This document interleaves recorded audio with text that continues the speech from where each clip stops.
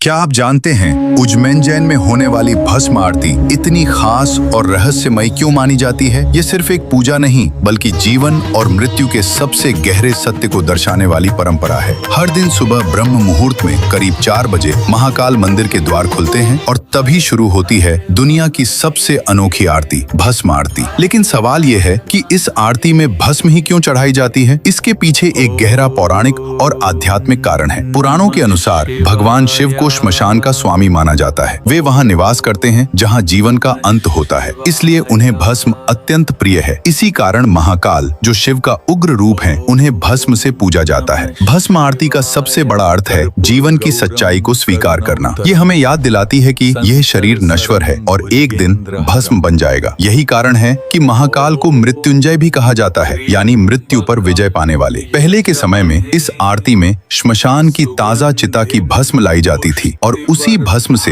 भगवान महाकाल का श्रृंगार किया जाता था। लेकिन आज के समय में नियमों और परंपराओं के अनुसार शुद्ध और पवित्र भस्म का उपयोग किया जाता है। भस्म आरती शुरू होने से पहले भगवान का अभिषेक किया जाता है, फिर उन्हें भस्म अर्पित की जाती है और जैसे ही आरती शुरू होती है पूरा मंदिर हर हर महादेव के जयकारों से गूंज उठता है। ढोल, नगाड़े, शंख और घंटियों की आवाज एक अलग ही ऊर्जा पैदा करती है। इस आरती को देखने के लिए देश विदेश से हजारों लोग आते हैं, क्योंकि यह सिर्फ एक दर्शन नहीं बल्कि एक अनुभव है। एक ऐसा अनुभव जो आपको जीवन का सबसे बड़ा सत्य समझा देता है कि चाहे कोई कितना भी बड़ा क्यों न हो, अंत में सब कुछ भस्म ही है, लेकिन आत्मा और आस्था हमेशा जीवित रहती है। महाकाल की भस्म आरती हमें सिखाती है कि डरना नहीं बल्कि जीवन और मृत्यु दोनों को स्वीकार करना है, और जो महाकाल की शरण में आता है उसे मृत्यु का भय नहीं रहता। तो क्या आप भी इस अद्भुत परंपरा को समझ पाए? क्या आप भी मानते हैं कि महाकाल ही सबसे बड़ी शक्ति है? कमेंट में हर हर महादेव जरूर लिखें।